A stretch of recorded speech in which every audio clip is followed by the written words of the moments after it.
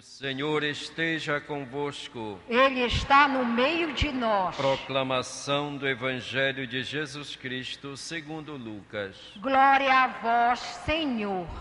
Naquele tempo, quando as multidões se reuniram em grande quantidade, Jesus começou a dizer: Esta geração é uma geração má.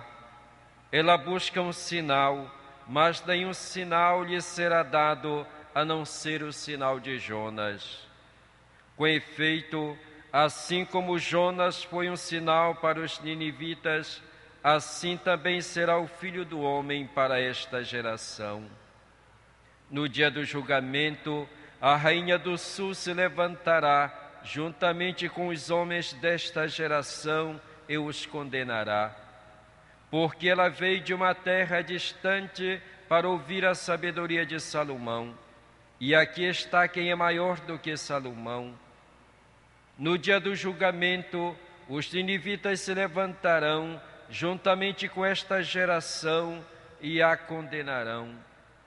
Porque eles se converteram quando ouviram a pregação de Jonas. E aqui está quem é maior do que Jonas. Palavra da salvação. Glória a vós, Senhor. Aleluia, aleluia, aleluia. Aleluia, aleluia. Aleluia, aleluia, aleluia. Aleluia, aleluia.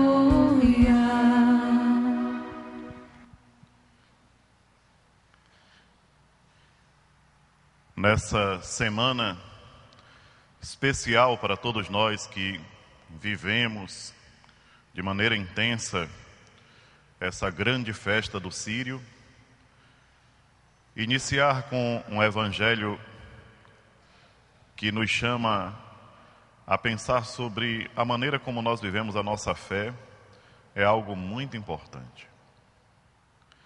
Ontem nós participamos da grande romaria, da grande procissão do Sírio, e vimos uma manifestação de fé que impressiona sempre, e não tem quem não fique impressionado. Mas depois nós precisamos refletir sobre a continuidade, como levar adiante esses propósitos bonitos, essa demonstração de fé tão viva, tão profunda, que nós podemos presenciar e que nós fizemos parte. A palavra de Deus, nessa segunda-feira, nos chama a viver uma fé madura, real. Não aquela coisa assim superficial que com qualquer dificuldade evapora, some. E é justamente isso, meus irmãos e minhas irmãs, que nós devemos procurar. Crescer cada dia no amor por nosso Senhor Jesus Cristo. A primeira leitura de hoje, o apóstolo Paulo faz a diferença entre as duas maneiras de viver a fé. Aquela maneira de viver por uma obrigação, por um temor, por uma questão assim legal, por medo só do que pode acontecer comigo, daquilo que pode acarretar na minha vida se eu não fizer de Jesus Cristo o centro da minha existência. E a outra, a maneira livre, consciente e fiel de seguir a Jesus Cristo por amor, por haver descoberto que de fato só nele a minha alma tem repouso, só nele eu encontro a paz que eu preciso, só nele eu encontro a força necessária para enfrentar a dureza da vida. É isso, meus irmãos e minhas irmãs, que nós devemos procurar a cada momento. Conhecer mais nosso Senhor Jesus Cristo, entender aquilo que Ele quer de nós, fazer com que a nossa vida seja pautada pelo ensinamento dEle. Não basta somente dizer Senhor, Senhor para ser salvo. É Ele próprio que diz, é preciso mudar de atitude, é preciso mudar de vida. E é isso, meus irmãos e minhas irmãs, que deve ser o nosso esforço diário. No evangelho que nós acabamos de escutar, o Senhor nos fala justamente desse perigo que nós corremos de viver a nossa fé de maneira interesseira. Muitos que acompanhavam Jesus naquelas pregações que ele realizava, naqueles momentos bonitos em que ele reunia o povo, muitos iam para poder ver milagres, ver sinais, certo? Uma coisa bonita, uma coisa que enche a nossa alma de esperança, mas tem pessoas que mesmo vendo os sinais, vendo os milagres, não conseguem dar um passo além. E que passo é esse? É seguir Jesus de maneira desinteressada, numa expressão de verdadeiro amor, porque o amor por Jesus Cristo transforma a nossa vida. Se nós descobrimos que Jesus de fato é a nossa salvação, e se nós o amamos e o amamos de fato, a nossa maneira de tratar as pessoas que estão ao nosso redor muda. Por quê? Porque nós nos enchemos de paz. A nossa adesão por Jesus Cristo traz paz para o coração da gente. Quando nós percebemos que as nossas atitudes são atitudes grosseiras, que nós maltratamos os outros com palavras, que a gente não pode chegar perto de uma pessoa sem dizer 2 ou 3 palavras que ofendem, é o sinal mais claro de que nós não temos paz interior. E não temos paz interior porque nós não estamos cultivando uma fé verdadeira. É preciso rever a nossa maneira de viver, porque somos nós os primeiros a ser beneficiados com isso. Quantas vezes a gente tem essa pretensão de querer fazer as coisas para poder agradar a Deus, mas sem uma convicção profunda de que nós devemos fazer porque o progresso nosso é benefício para nós. Essa contraposição que o apóstolo Paulo faz na leitura de hoje é brilhante. O filho da escrava e o filho da liberdade, da pessoa livre, né? Da livre e da escrava, da senhora e daquela que era uma serva. Essa diferença que o apóstolo Paulo coloca para nós serve para que a gente procure se enquadrar na vida. De que maneira eu devo viver? Claro que todo mundo vai querer viver na liberdade. E para viver nessa liberdade, o que é que eu devo fazer? Qual é o procedimento que eu devo ter? A primeira coisa é escutar a palavra do Senhor. A primeira coisa é se deixar conquistar pela palavra. E depois tentar colocar a palavra em prática. E hoje nós escutamos uma frase no finalzinho da primeira leitura, que fazia justamente lembrar sobre a campanha da fraternidade desse ano, que tratava sobre as escravidões, as maneiras de escravidão, de tráfico humano e tal. É para a liberdade que Cristo nos libertou, e essa liberdade nós conquistamos a cada dia, a cada passo que nós damos. E é importante caminhar. Se nós ficamos parados e achamos que a nossa fé já está num ponto bom e tal, nós estamos perdendo tempo e regredindo. O cristão, ele está caminhando todo dia. Cada dia nós nos damos conta de algo que precisa ser aperfeiçoado, de algo que precisa ser mudado. E uma das coisas que a gente percebe na vida de quem está se esforçando para mudar é a maneira como ela ou ele se porta na sociedade. O melhor modo de avaliar como nós estamos vivendo o Evangelho é avaliando as nossas relações, como nós nos relacionamos com o próximo. Essa atitude de ficar guardando rancor, com raiva de um, magoado com o outro, lembrando de uma coisa aqui, lembrando de uma coisa acolá, isso não serve para nada. Tem gente que passa a vida marcando os outros. Para quê? Que necessidade tem da gente viver com um caderninho anotando o nome de quem nos ofendeu? Isso serve para quê? Para o nosso amadurecimento espiritual. Onde é que nós já vimos alguém alcançar a felicidade vivendo dessa forma, igual uma mala velha, guardando tudo que não presta dentro de si? Nós temos uma dificuldade com alguém? Procuremos resolver enquanto estamos a caminho. E nada de ficar... Tem gente que não consegue mesmo assim. Ah, não, eu não vou com a cara daquela pessoa. Ah, eu não suporto aquele outro. Ah, não, aquilo ali, aquilo ali aprontou com uma pessoa muito amiga minha, e ali eu não suporto aquela pessoa. E assim vai acumulando. Acumula as raivas que são suas e ainda acumula dos outros. Cadê a liberdade interior, meus irmãos e minhas irmãs? Cadê a liberdade que Jesus Cristo veio trazer para nós? Do que adianta passar uma vida toda acumulando o que não presta, quando nós temos tantas coisas para poder juntar? Quantas obras boas nós podemos realizar nessa vida? Quantas palavras bonitas nós podemos dizer para as pessoas que estão conosco? Para que passar a vida toda acumulando o que não presta? Nós temos que lutar por essa liberdade.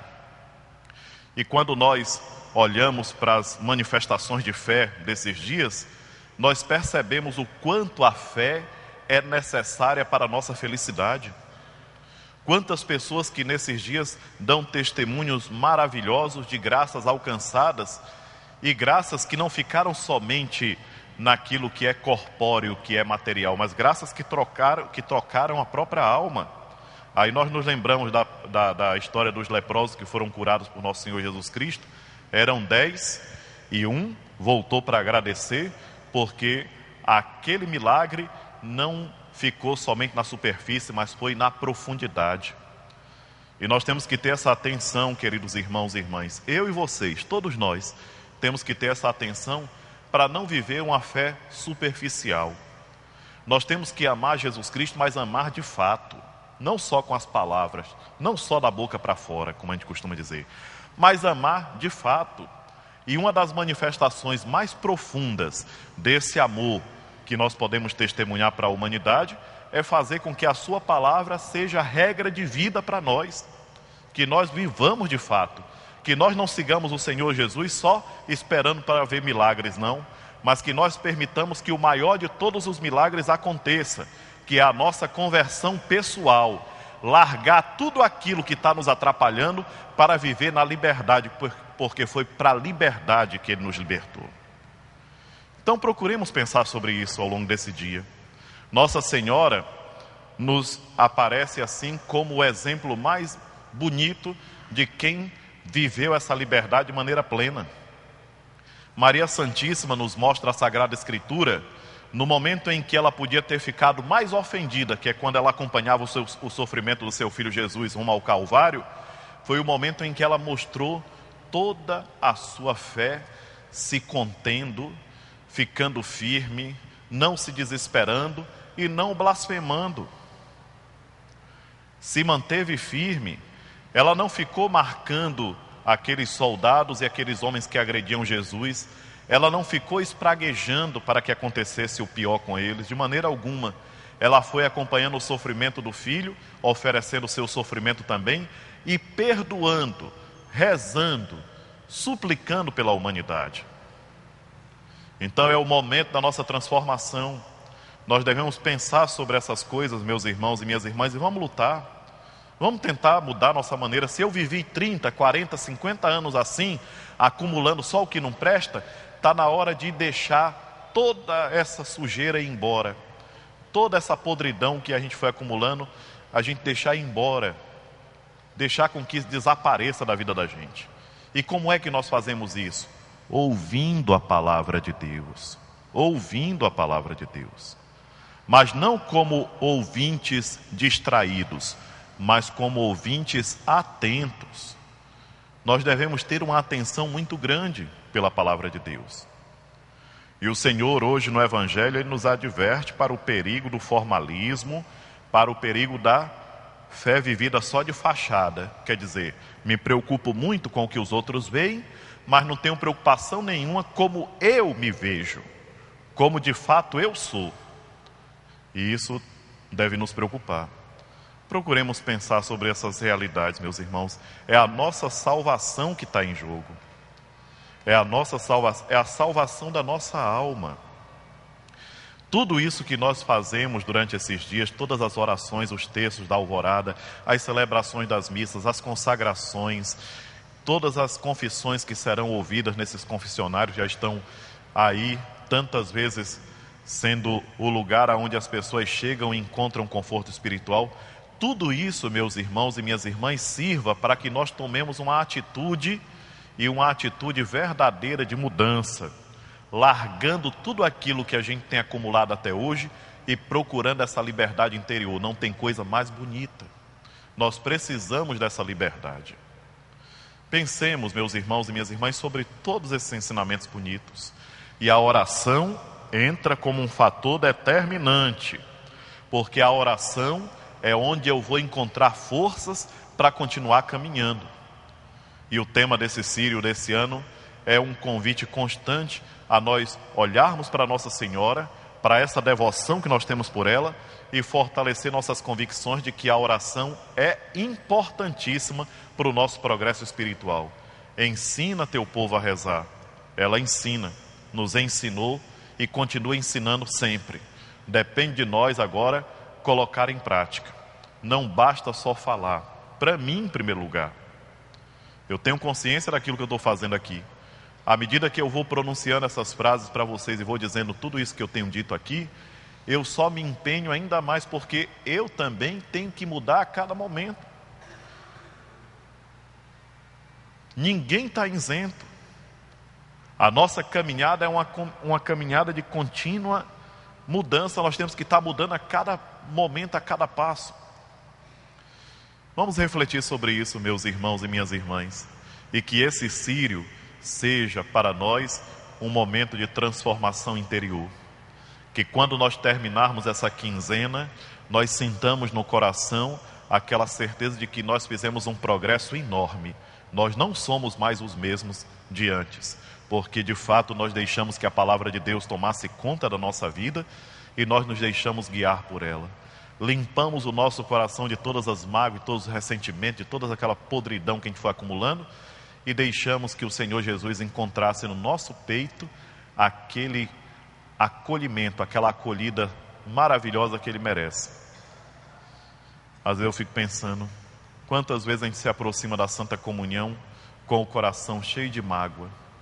Eu imagino que triste deve ser para nosso Senhor Jesus Cristo entrar em nosso ser e encontrar uma pessoa tão magoada, tão ressentida, tão cheia de ódio, às vezes com sentimento de vingança.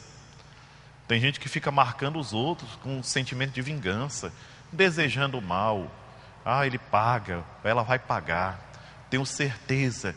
Ainda coloca o nome de Deus. Deus não vai deixar impune essa situação. E poxa, você acredita em quem? Eu acredito em Deus misericordioso, porque de fato Ele se apresentou para nós assim. Agora, se você fabricou um Deus aí que não corresponde com o verdadeiro Deus, é um perigo, viu? Porque nosso Deus é misericórdia, e misericórdia infinita. É a misericórdia que se desdobra para salvar a humanidade toda. Até a pessoa mais cruel, a pior pessoa sobre a terra, se ela se entregar nas mãos dele, ela se transforma e ela é salva. Se ela se entregar nas mãos dele, se arrepender e fizer a transformação e permitir que ele faça a transformação, ela acha salvação. Agora é importante nós pensarmos sobre isso.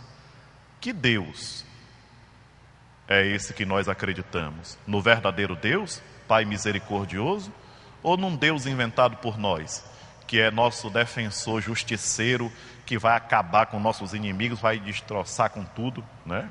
É importante. É como aquela história que a gente costuma sempre no final das coisas ruins dizer assim, não, entrego para Deus, né? Graças a Deus que eu vejo hoje muita gente simples me dando lição, dizendo assim, eu de jeito nenhum. Antigamente tem esse negócio de dizer tudo que é ruim, entregar para Deus. De maneira alguma, né? A gente pede a misericórdia, mas não vai entregar o que não presta não. Eu quero entregar é o meu perdão, a minha atitude de mudança, a transformação da minha vida. É isso que eu devo entregar para Deus. A minha atitude de misericórdia, sabe? De entender que todo mundo pode errar, inclusive eu, e que eu tenho o papel, a missão bonita dada por Deus de perdoar e não ficar aí tipo uma mala velha juntando todo tipo de mágoa, de ressentimento e marcando os outros. Tem gente que a gente olha para o olho e já vê, tem gente que tem olho de marcador, viu? Fica marcando mesmo. Tem pessoas que chegam perto assim de outras e já vão com um olhar de ódio, sem nunca a pessoa ter feito nada. Nós temos que ter cuidado com isso. Ou nós não queremos nos salvar, né? Agora, se a gente cair para o inferno mesmo, aí é outra coisa.